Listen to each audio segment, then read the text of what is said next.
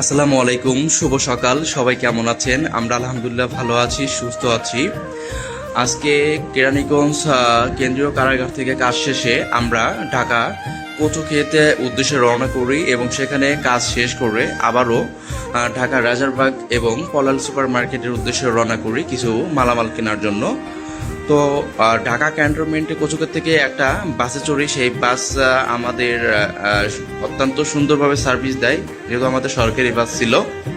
সে driver ভাইটা ছিল অত্যন্ত অমায়িক এবং আমরা যখন ঢাকা ক্যান্টনমেন্ট এলাকায় প্রবেশ করি, ঢাকা ক্যান্টনমেন্ট এলাকা প্রবেশ করার মধ্যে কিছু কিছু দৃশ্য চোখে পড়ে।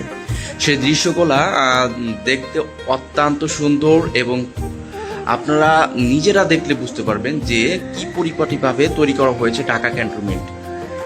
এখানে প্রত্যেকটা কাজ, প্রত্যেকটা দৃশ্য এবং সবচেয়ে বড় কথা এই যে আদমজি ক্যান্টনমেন্ট কলেজ, যে কলেজটা নাম এবং সুনাম সবই কিন্তু বাংলাদেশে রয়েছে। আমাদের পুলিশ ভাইরা এখানে ডিউটির জন্য রয়েছে, তারাও এখানে হয়তো বা কোনো ভিভিআইপি প্রোটেকশন বা অন্য কোনো ডিউটির জন্য দাঁড়িয়ে রয়েছে, অপেক্ষা করছে। আমরা দেখতে দেখতে যাচ্ছি ঢাকা ক্যান্টনমেন্ট এলাকার প্রাকৃতিক পরিবেশ। দূর থেকে দেখা যাচ্ছে তাদের বিভিন্ন স্থাপনা এবং যেই স্থাপনাগুলো সত্যি দেখার মতো। দেখতে দেখতে আমরা ড্রাইভার ভাইয়ের সাথে কথা বলছিলাম, তার সম্পর্কে জানছিলাম সে কিভাবে ঢাকায় চাকরি করে এবং এই ক্যান্টনমেন্ট এলাকার সব কিছু সম্পর্কে তার কাছ থেকে জেনে নিয়েছিলাম।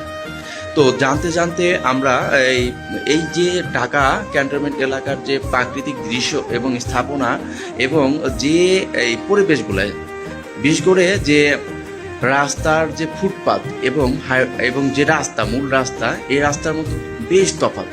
কারণ এই ফুটপাত দিয়ে মানুষ কিন্তু যাতায়াত করে এবং এই যে রাস্তাগুলো দেখতে পারতেছেন, এই রাস্তাগুলো দেখলে মনে হবে যে আমরা কোনো বিদেশি এলাকায় চলে আসছি। কারণ বিদেশি এলাকায় একমাত্র এরকম অবস্থা যেখানে কোনো বিশৃঙ্খলা নেই, আইন শৃঙ্খলার মাধ্যমে সবাই চলে।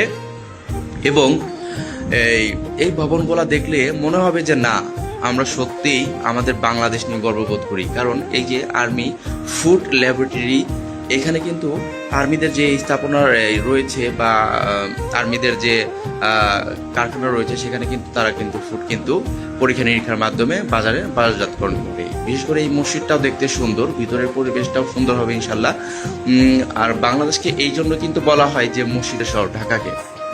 বারিশ আসলে কি বলবো, এই যে স্থাপনা, এই যে গাড়ি যাচ্ছে, লোকজন যাচ্ছে শৃঙ্খলিতভাবে, গাড়ি যাচ্ছে, গাড়ি কিন্তু ট্রাফিক অমান্য করছে না, অটোমেটিকলি কিন্তু ট্রাফিক সিগন্যাল বাজলে কিন্তু গাড়ি কিন্তু সেখানেই থেমে যাচ্ছে এবং সেই অনুযায়ী কিন্তু তারা কিন্তু গাড়ি ড্রাইভিং করছে। এই যে এক ভাই ওয়াকিং করার জন্য আর্মি সদস্য, সে রান করছে এবং সামনের পরিবেশগুলো দেখলে আপনি সত্যি অবাক হয়ে যাবেন যে এত সুন্দর একটা পরিবেশ। এটা শাইন কলেজের বাউন্ডারি শুরু। তো দেখতে দেখতে আমরা শাইন কলেজ অতিক্রম করছি। সামনে প্রাকৃতিক পরিবেশ এবং বিভিন্ন স্থাপনা আপনাকে মনোমুগ্ধকর পরিবেশ সৃষ্টি করবে। তো দেখতে দেখতে আবারও আমরা সামনে চলে যাই, চলেন দেখি কি দেখা যায়। এখন এই যে একটা খেলার মাঠ এবং প্রতিটা গেট যে সুন্দর করে বানিয়েছে, দেখলে আপনারা মনে করবেন যে এত সুন্দর একটা গেট। আর এই পরিবেশটা দেখতে তো আপনি পুরাই অবাক হয়ে যাবেন যে এই পরিবেশটা এত ভালো লাগছে, আমার অনেক সুন্দর লাগছে পরিবেশটা। কারণ গেটগুলোও সুন্দর, পরিবেশটাও সুন্দর, আর যে দৃশ্য, এই দৃশ্যগুলো দূর থেকে আপনি দেখলে মনোমুগ্ধ হয়ে যাবেন যে এত সুন্দর একটা পরিবেশ। আর ঢাকার মধ্যে বিশেষ করে আর্মিরা কিন্তু সবচাইতে বেশি জায়গা তারা তাদের আয়ত্তে নিয়েছে এবং সুন্দর করে ঢাকার পরিবেশটা সৃষ্টি করেছে। তখন আমরা এই যে দেখতে দেখতে দেখেন একটা নৌকার মতন একটা ঘর বানিয়েছে, জানি না এটা কি। এর মধ্যে হয়তো আমাদের শপিং মল হতে পারে বা অফিস হতে পারে বা কোনো কিছু হতে পারে, কবে একটা কোনো কিছু। এই দৃশ্যগুলো কিন্তু দেখার মতো। দূর থেকে উঁচু উঁচু অট্টালিকা, উঁচু উঁচু ভবন, এই ভবনগুলো দেখলে আপনার চোখ একদম চোখ মন সব ঘুরে যাবে। সামনে আমরা দেখতে দেখতে যাব জাহাঙ্গীর গেটের কাছাকাছি। আমরা দেখতে পাচ্ছি শাইন কলেজ। এই শাইন কলেজকে অতিক্রম করব, সামনে যে রিক্সাগুলো ছিল তারা কিন্তু শৃঙ্খলিতভাবে এলোমেলো না হয়ে সেখানে দাঁড়িয়ে আছে। আবার দেখেন সামনে লেগুনা আছে, সেই লেগুনা কিন্তু তারা কিন্তু এখান থেকে যাত্রী নিয়ে ওঠে, কোনো রাস্তাতে দাঁড়াবে না, কোনো রাস্তাতে তারা যাত্রী নেবে না, তাদের নেওয়ার মতন কোনো পরিবেশও নাই। অবশেষে দেখতে দেখতে আমরা জাহাঙ্গীর গেট অতিক্রম করছি। এই জাহাঙ্গীর গেট এই সামনে এই রাস্তাটা দিয়ে যায় মহাখালী ফ্লাইওভার প্লাস বনানী দিয়ে ওদিকে এয়ারপোর্ট চলে যায়। এই রাস্তা দিয়ে আমরা যে রাস্তা দিয়ে যাব, আমাদের উদ্দেশ্য বিজয় সরণি, সামনেই প্রধানমন্ত্রীর কার্যালয়, তেজগাঁ এলাকা শুরু। আমরা তেজগাঁর মধ্যে এসে পড়েছি এবং বিমান বাহিনী, নৌবাহিনী এবং সেনাবাহিনীর যে ক্যান্টনমেন্ট, 3 বাহিনীর যে ক্যান্টনমেন্ট এলাকা, এটাও কিন্তু তার মধ্যে একটা। তো দেখতে দেখতে আমরা সামনের দিকে এগিয়ে যাচ্ছি এবং সামনে আমরা দেখতে পারবো প্রধানমন্ত্রীর কার্যালয় শুরু। এবং প্রধানমন্ত্রীর কার্যালয় সবাই দেখেছেন, যারা ঢাকায় এসেছেন তারা অবশ্যই দেখতে পেয়েছেন প্রধানমন্ত্রীর কার্যালয়টা কেমন। আমরা কিছুটা হলেও আপনাদের প্রধানমন্ত্রীর কার্যালয় দেখাবো। তো সামনেই আর কিছুক্ষণ পরেই আমরা প্রধানমন্ত্রীর কার্যালয়ে প্রবেশ করব। রাস্তা থেকে যতটুকু পেরেছি আপনাদের প্রধানমন্ত্রীর কার্যালয় দেখানোর চেষ্টা করব। এই ফ্লাইওভারগুলো যে আছে এখান দিয়ে কিন্তু মানুষ পরিবেষ্টিতভাবে চলাচল করে, আর ফুটপাত দিয়েও কিন্তু মানুষ তাদের সাধারণ নিয়ম অনুযায়ী চলাফেরা করে। আমাদের দেখতে দেখতে প্রধানমন্ত্রীর কার্যালয় শুরু হয়ে গেল। এখানে কিন্তু আমাদের অনেক বাহিনী ডিউটি করে এবং তারা শৃঙ্খলিতভাবে থাকে এবং সর্বোচ্চ প্রোটেকশন দিয়ে প্রধানমন্ত্রীর নিরাপত্তার জন্য তারা ডিউটি করে।